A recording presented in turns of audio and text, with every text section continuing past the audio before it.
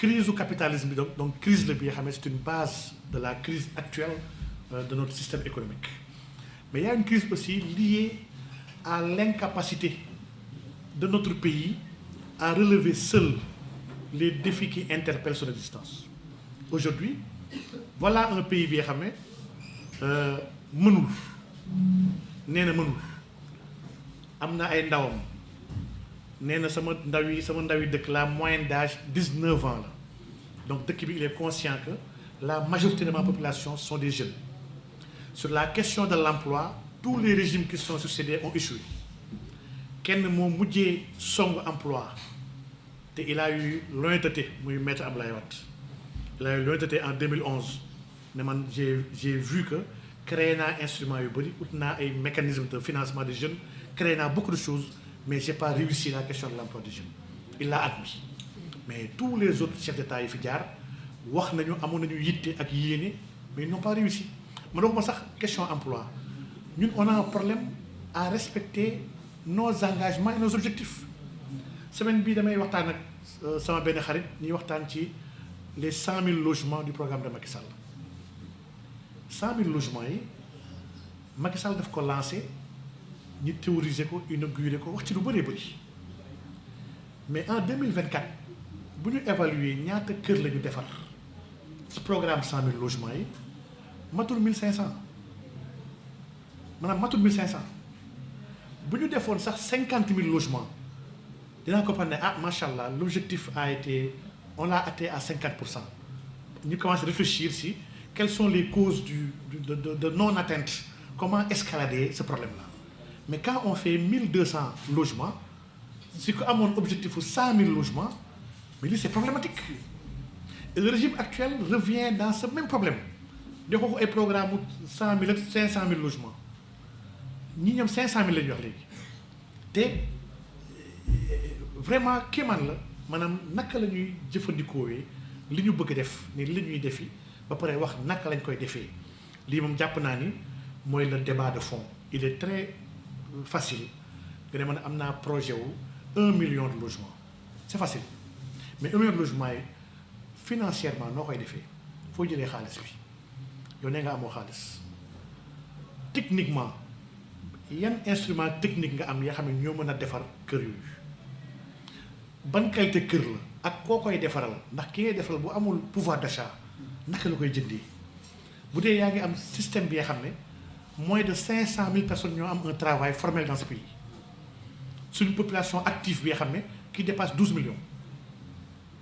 mais lii c'est extraordinaire on a une économie bi nga xam ne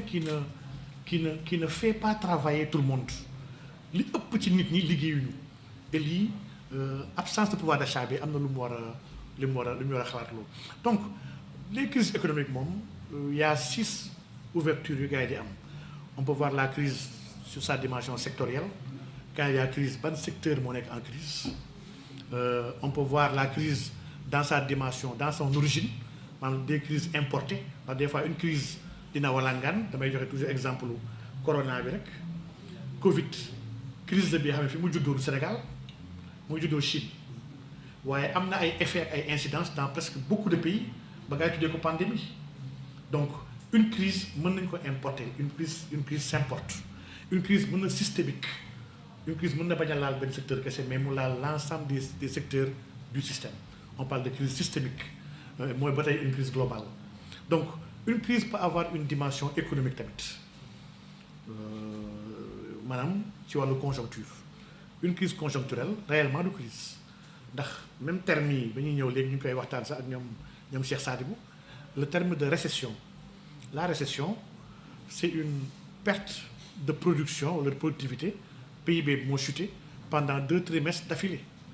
lii kese la économie yooyu récession mais bokkut ak dépression parce que la dépression en économie du 2 trimestres c'est une chute brutale bi nga xam ne ba pare sur une durée bu xaw a yàgg donc une crise peut-être conjoncturelle une crise tamit peut-être structurelle ñun dans le cas du Sénégal su ma doon définir la nature de la crise du Sénégal c'est-à-dire que notre crise est d'abord importée ndax on a importé des modèles yi nga xam ne qui ne correspondent pas à notre structure économique muy benn on a une crise qui est systémique et globale ñun secteur yëpp ñoo am problème ñoo amandoo problème parce que dañ ko tabax ci ay fondements yoo xam ne du ay fondements. On a une crise comment dirais-je structurelle et conjoncturelle à la fois. Crise bi ñuy dund Sénégal gii origine am moom lay wax sànq ba léegi ñu ngi ko jëlee 1960 waaye conjoncture bi tamit docteur laal na ko sànq buy ñëw dafa participer bu baax a baax ci lan la exacerber la crise. Donc quand on explore nag cette crise là sous l'angle du coût de la vie, sous l'angle des solutions et des leviers, on va dire que le coût de la vie dafa am facteur yu bëri ay dimensions yu bëri yoo xam ne moo ko séq. Su ñuy apprécier coût de la vie ni ñu koy apprécier ci ménage bokk ñu koy apprécier ci entreprise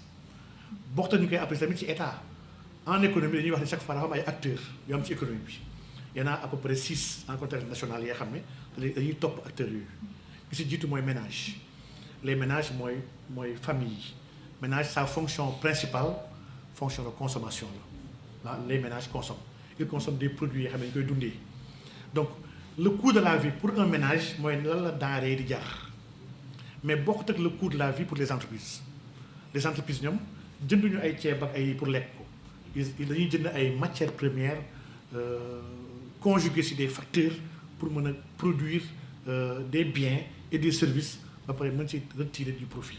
Donc le coût de la vie d'une entreprise ak le coût de la vie d'un ménage du ñu benn. Le coût de la vie d'un état bokkut ak coût entreprise ndax état tamit amul logique bu jaay def profit. L'état propose des services non marchands et l'état dafa am logique bi nga xam ne daf ko génnee ci recherche de profit. Donc le coût de la vie de l'état sont les coûts de ses engagements en réalité. Engagement état mu am coût. Donc kon su ñuy wax le coût de la vie il faut ñu spécifier par rapport à qui. On a des ISBL NM, des institutions non financières à but non marchand. On a des institutions financières yoo xam ne seen logique ñoom ay banques lañu. On a des institutions non financières mooy yenn entreprises yëpp yoo xam ne au-delà des banques ak des établissements de crédit. On a des États et on a le reste du monde. Kenn ku nekk si ñii dafa am logique am moo tax ci partie bii ci thème bi ma def ma segmenté pour m'intéresser qu'au ménage ndax dafa mel ni l'esprit du thème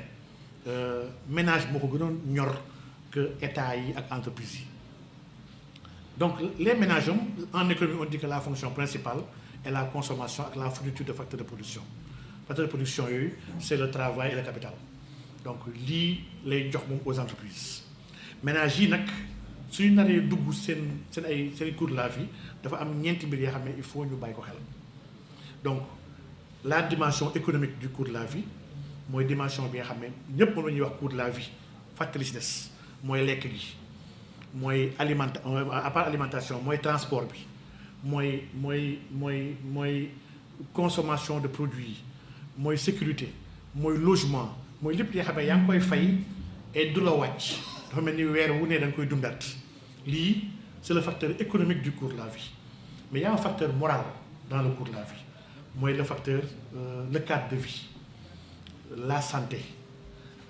la liberté de penser même la liberté de culte ni ngay mën a jaamoo yàlla yëpp dafa bokk ci naka ngay appréhender sa vie ndax sa vie neex na wala neexul. Il y a aussi un facteur environnemental sur la biodiversité sur le climat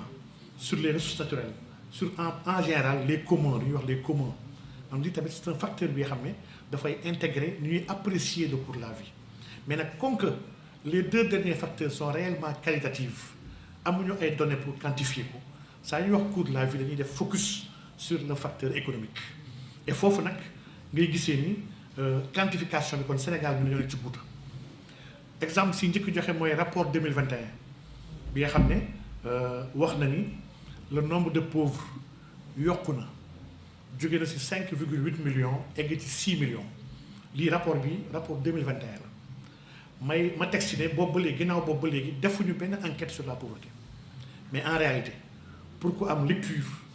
bu dee yokku na entre 2017 ba 2020 diggante 2020 2025 la yokkam gën a rëy ndax diggante bi Covid jaar na fi y a eu beaucoup d'entreprises yoo xam ne fa leen jaaree yàqu diggante boobu régime changé na annulé ay contrats yu bëri bëri yi nga xam ne contrats yooyu perturbé na ay entreprises appuis sociaux amoon na ndax y a des bourses yi nga xam ne qui étaient dédiées à des personnes vulnérables ñu dagg bourses yooyu nga xam ne dafa woon impacté plus de 400 000 familles en réalité yoo xam ne daanañu am as tuut bi nga xam ne daan leen mën a dimbali ñu faire face à leurs obligations quotidiennes donc lii yëpp boo ko xoolee xool les contrats xool le BTP xool les entreprises médias xool les grondes yi am yëpp yi nga xam ne les fiscalités yu gars yi yokku ba mën a wàññi pouvoir d'achat ménage yi en réalité kon les pauvres de 2021 à 2025 en réalité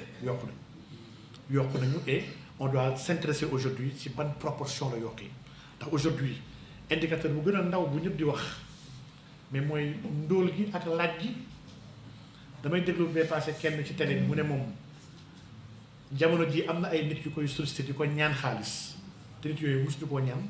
moo xam ne kon coono gi egg na fi may xam ne am na ñu bëri ñi nga xam ne mënuñu woon laaj léegi tàmbal nañ laaj donc kon aujourd'hui ñëpp nangu nañu dans ce pays vraiment yaa xat-xat am na maanaam gën na dund gi gën na métti rapport boobu lu tax mu am solo ak yeneen 4 rapports yoo xam peut-être dama ko boolee ci li ma drafté dafa am rapport ANSD bu 2019 moom laa doon wax sànq sur la situation de la population sous extrême pauvreté ANSD nee na ñoom 57,3% lañu situation boobu elle s'est exacerbée avec la Covid et les tensions inflationnistes yi xam ne qui découlent de la guerre d'Ukraine donc kon sooy xool indice muy indice GIA muy Numbeo yëpp ay indices yoo xam ne sur le continent africain dañuy xool le coût de la vie dans les pays le coût de la vie de 2023 soo xoolee indice su GIA da ngay gis ni Sénégal mooy deuxième ci coût de la vie nu mu chéré mooy deuxième derrière Abidjan ba pare troisième bi c'était l'Éthiopie donc le Sénégal fait partie des pays les plus chers du continent africain lii kon lii c'est un fait et man indice GIA lu tax mu def Sénégal deuxième ci ginnaaw Côte d'Ivoire mooy indice bi intégré wu le logement waaye bu ñu ci boolee ñun logement ni crise logement bi ñu am ñun Sénégal ak location Côte d'Ivoire amuñu ko ut fii location fii la gën a métti fii la gën a taree et fii la gën a chéré pour des surfaces yoo xam ne malgré une loi ndax y a une loi de 2014 booy tax bi defoon avec les surfaces corrigées dafa gën a yokk problème en réalité et lii tamit bokk na si jafe-jafe yu Sénégal am dañuy amal loi du ñu évaluer loi yi da ngay jékki-jékki sa biir bureau ak clim bu féex di la ëpp nga décider li nga xam ne dafay impacté ñu bëree bëri ba pare toogoo 2-3 ans ne xaaral ma évaluer li ma décidé woon ndax baax na la baaxul bu fekkee ne am na jafe-jafe ma joyanti bu dee baaxul ma dindi ko andi lu baax loolu ñun amuñu culture on le fait pas bu ñu xasee ba lancer dara c'est fini dañuy sooxaale ak moom des fois dafay dem ba daanu en désuétude mbiru location yi fan la mujjee état dafa forcé da ngay def nangam nga war a louer bailleurs yi boole ñu si wax ñu génnee seen ay anciens locataires yokkaat peinture benn peinture wala dóor benn xoos-xoos wala def benn brique yokkaat loyer bi woowaat gars yi ñëpp ñëw jël parce que gars yi amuñu choix les gens n'ont pas le choix et il y a pas assez d'organisations qui défendent le consommateur et le pouvoir d'achat du Sénégalais ba tax luñ ñu teg dañ koy tegu donc lii jafe-jafe na ci enquête bu mujj avec le RGPH 5 mooy recensement général de la population et de l'habitat bu ANSD def enquête boobu yàq nañ ci 23 milliards yi nga xam ne dañ ci jënd ay tablettes jox ko ay nit yi nga xam ne ay sandwich ci gën a jënd sandwich ak jus daal xam naa ne jënd nañ ko ci recensement bokkut ak estimation on n'a pas fait de recensement dañoo jël turu recensement waaye c'est un abus ils ont fait l'estimation ndax kër yu bëri dugguñu fa koñ yu bëri dugguñu fa dañoo échantillonné sur le territoire ne tel quartier xaw na représentatif tel quartier 8 maisons yi ñoo fa représentatif kon quartier bi saa ñu fa duggee def leen si 8 maisons yu mel nii ngeen xool ñaataa fa dëkk dugguñu kër gu nekk et lii c'est catastrophique maanaam man mënuma gëm ni état bu bëgg dem ci développement di mën a planifier ay politique publique di mën a xalaat ci naka lay yoree jàng gi naka lay yoree lekk gi naka lay yoree dund gi état boobu di planifier sans xam ñaata nit ñooy yeewoo ci biir dëkkam di Sénégal rek la am donc dafa mel ni kuy joxe dépense ci këram xamul ñaata nit ñoo fay yeewoo mais dépense 4 personnes yuy añ ak dépense 10 personnes mu ñu nekk benn et yow yaa censé importer lépp li nga xam ne moom la population yi soxla pour lekk ko war nga xam ñaata nit ñooy lekk ci biir dëkk bi. Le recensement le RGPH n'est pas un recensement waaye comme que moo fi ne ci statistique on peut pas l'ignorer. Le recensement le RGPH dit que 2,2 millions de ménages moo am Sénégal avec en moyenne chaque ménage 9 personnes moo constitué un ménage sur une population 18 millions et quelques bi nga xam ne c'est discutable mais lii mooy les chiffres ménages yi 28% yi ñu ngi si dans la classe moyenne mooy ñi nga xam ne vraiment ñu ngi mënal seen bopp di jox seen bopp lekk ba tey 3 repas mu fay am lu laay wooyee kër yi ko ne am 3 repas ndax nag ñun ñëpp entre ñun xamante nañ xam nañ ni kër yu bëri fii 3 repas du fa de am na ñu bëri dañoo consacré léegi 2 repas par jour bu ñu yeewoo ndékki ku nekk débrouillé añ am na reer am na dama koy tooñee sama benn collègue bi nga xam ne moom dafa doon wax ndékki añ moom stagiaire la woon comme que xaalisam du bëri dafa ma ne ma imam man mënuma toog di ndékki di añ du ma ko def man damay ndékki añ parce que bu ñu ñëwoon bureau 7 heures moom day toog ba ay 11 heures mu defar ndékkeem def ndékki bu dëgër bu ndékkee 11 heures et demi noonu lay ko ne liggéey ba 5 heures mu wàcc dem këram du mën a añ par rapport ak ñi nga xam ne ñoo ñëw matin dem resto añi 13 heures gars yi yéegaat resto añ donc pour dire que ménages yu bëri fi Sénégal plus de 50% sont des ménages pauvres li muy tekki mooy ils sont mal nourris ndax li ñuy lekk amul qualité et cette mauvaise nutrition dafay am jeexit sur la santé des populations yëpp ñoo àndandoo soo bëggee sa santé baax sa lekk dafa war a baax pour lekk baax il faut pouvoir d'achat am ku amul mënul jënd lu mu lekk donc 28% sont une classe moyenne bi nga xam ne ils sont pas aisés waaye ñu ngi sant yàlla mën nañu ndékki añ reer même bu dee ndékki bi soppeeku na ni ma waroon neexeetu ko am ndékki yu bëri yoo xam ne beurre amatu ci loolu yoo xam ne beurre la ñu yem ñeneen ñi mëntuñu defar lu am solo léegi café lañ koy joxe ak meew bu ndaw ndax meew bëreetul añ bu tane la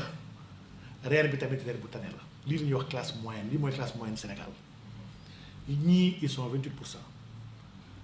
15% de ces ménages là sont des ménages aisés mooy ñi nga xam ne ñu ngi lekk bu baax am nañ moyen waaye suñu xoolee dëkk bi nga xam ne moins de 15% ñoo ci aisé maanaam 85% yi ñooy l'extrême pauvreté qui est à presque 60% ak la classe moyenne faible nga xam mooy 28% dëkk bu nekk fii dëkk boobu est-ce que ñu ngi ci jàmm pourtant alxuraan ba muy wax ci le pacte qurayshite ñaari fonction yu mag la njëkk assigné à l'État en réalité bu muy naan li ilaafi qurayshin ilaafihim rihlata shitaa'i wa sayfi mu ne fal ya'budu rabba haazal bayt mun nag da ngeen am devoiru jaamu borom kër gii allazi at'amahum min ju'in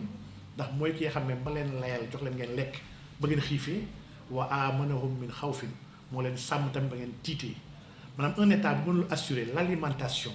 ak la sécurité kii warul tudd état lii mooy les 2 premières fonctions essentielles yi nga xam ne nit ki dafa ko am droit ci dëkk mu dëkk ba pare bokk si ñu moom dëkk bi maa ngi tudd léegi France de la France dem nañ ba les chômeurs prévoir nañu bu yàgg yawee le RMI après ñu dugg léegi sur le RSA am na quelque 1 millier d'euros bu ñu waajal képp ki nga xam ne amul liggéey te xam ne kii kat ci dëkk bi la bokk lépp luy alal bu am ci dëkk bi daf ci am wàll te bu fekkee ne amul lu mu lekk ak lu mu naan mën na andil gàllankoor ñeen ñi nga xam ne ñu ngi dund fii di am teranga donc pour protéger les autres de kii sax dañ ko war a compal tuuti ci amuñee pour mën ko jox mën a dund maanaam am une vie décente lekk naan faju lii état daf ko am devoiru gàddu ko askanam bi yëpp te aujourd'hui la crise de la santé au Sénégal est une crise réelle des na tuuti ku ñàkk soo feebaree da ngay toog xaar doo ñëwee dem hôpital la crise de l'éducation est une crise réelle jàng bi niveau sax amatu fa ñu gis xale yi ñu ngi dem di jàngi rek waaye et pire ñun ñëpp majoritairement ñëpp ñi nga xam ne génn nañu ci extrême pauvreté bëgguñu yóbbu seen doom dans le public mu ngi commencé dee à petit feu pourtant bu yàgg ba public moo nekkoon fi nga xam ne ndaanaan yëpp lañu nekkoon buñ ne woon sax diw lañ ko fayal dans le langage koñ ba mooy que kii dañ koo dàq wala mënul jàng kii fayal nañ ko wala amul examen moo di fayal ji ko waaye aujourd'hui c'est le contraire aujourd'hui képp ku am as tuut bëggoo sa doom dem public et pourtant il y a des milliers de milliards que l'État met chaque année dans le public donc on doit interroger jafe-jafe bii ndax lii même dans notre qualité de vie dans le coût de la vie l'éducation la santé le transport dañ ci am wàll bu fort donc enquête bi may wax léegi muy RGPH muy EHCVM mooy l'enquête harmonisée sur le cadre de vie sur le coût de vie des ménages dafa andi ne la dépense moyenne des Sénégalais maanaam par habitant s'élève à 682 639 par habitant c'est-à-dire que suñu xool ménage yi xool multiplier ko par 9 ba pare mu am ay disparités yu extraordinaires à Dakar cette même dépense-là est à plus d'1 million pendant que à Louga mu ngi à 400 000